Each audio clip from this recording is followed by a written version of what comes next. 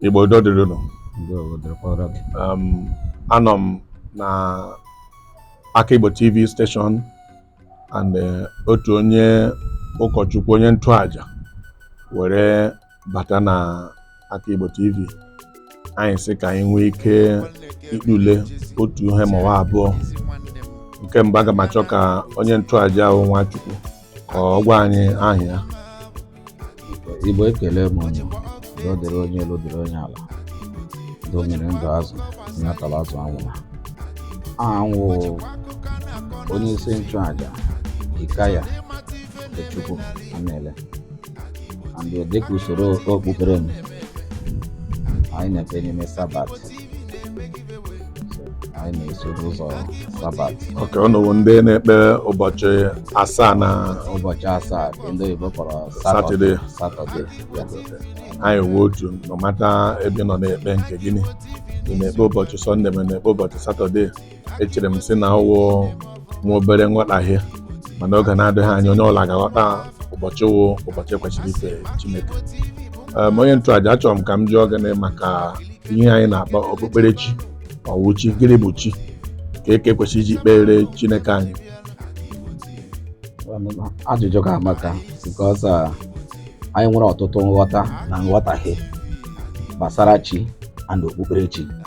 But before anyị aga n'ihu, anyị ga-ebi n'ụzọ mata ihe wu chi, then nakwuazi otu esi ekpere ya.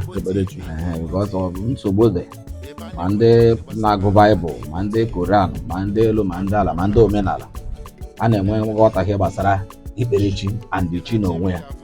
So dịka nghọta ka anyị siri dị gbasara chi, anyị were ya n'asụsụ Igbo, chi bụ ihe ọwụla ụwụ mmụọ a na-anaghị afụ anya mmadụ kwenyere na ya ka ndị Igbo kpọrọ chi. Then chi ahụ abịatụlekwa ya n'ụzọ ọzọ, ọ dịka enwere ọtụtụ chi na nghọta ndị Igbo na nghọta ndị ọcha ndị na ya ji butere anyị Baịbụl. Ebe na ndị butere Baịbụl ha sị na God, capital God, na nọ ya wu Chukwu nke kere n'igwe n'ụwa. Then na obere God nọ ka eji small letter G jide. Pọtụ ihe ndị ahụ ha na-ekwu na ka anyị nwa ya wụ small G na nke ha nwa wụrụ capital G. Pọtụ n'eziokwu God ụta m kpọpụtara ya n'ọnụ na amahụ capital G, ọmahụ small G. A na-akpọ God na ịmahụ ihe ma ịmara mkpọrọ God. Ọzọ edewe sị na aga wụ capital na ka ọsọsọ otu a ka ọ dị akpọ ka anyị na-akpọ Chineke. Onye ka ọ na-akpọ Chineke. So ka ọ dịkwa n'asụsụ Igbo. Onye Igbo kwenyere na chi, then kpekwa na enwere chi ukwu. Okay, chi na Chukwu. Then chi nke onye Igbo feel nọ ndị ka obere. Okay. Then nke ukwu ka ahụ etiri ukwu ka o feel nọ ya supersede every other chi ndị ọzọ. So ndị onye Igbo kwenyere na chi ukwu ahụ na ọ naghị afụ ya anya. Onye Igbo kwenyere na chi ukwu ahụ ọ ya kacha ihe niile nọ n'elu ụwa. So a ma sị na ndị Igbo n'ezie wụ ndị nghọtara Chukwu karịa ndị ọzọ, because ndị ọzọ bịara abịa were kind of image or symbol doro gị nọ ya wụ Chukwu. Ọrụ ndị ke Kristian na sị gị na ihe ahụ image Jizọs, so ha were ya nọ ya wụ Chukwu. So chi ha fụrụ ya n'anya. But akwụkwọ nsọ ha na-agọzi na ngozi ga-adịrị ndị na-afụhụ n'anya ma kwere.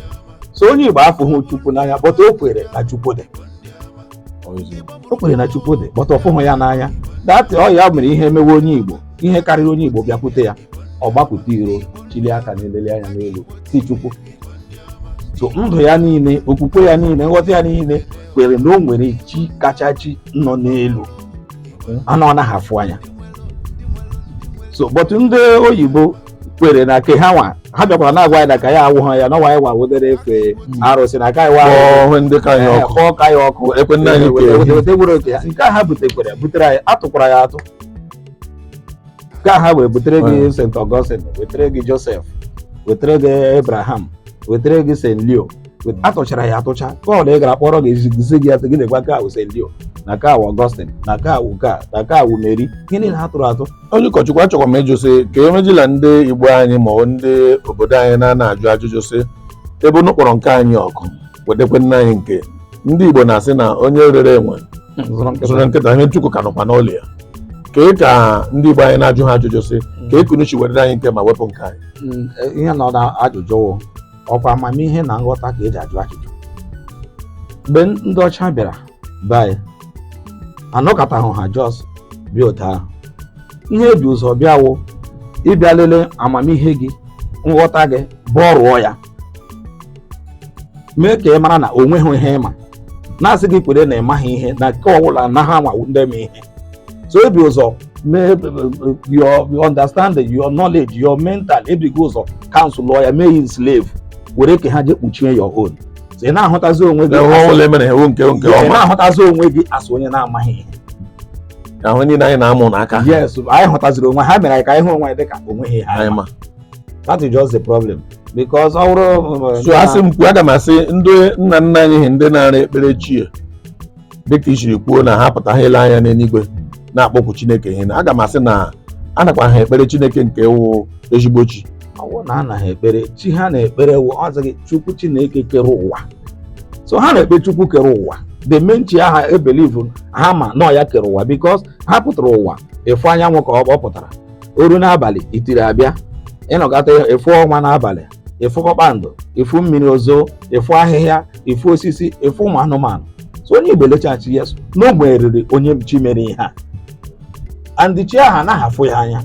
So onye Igbo onye kwere na Chukwu dị, olu onye Igbo onye chọpụtara na Chukwu dị, o ji kpọ ya chi ukwu.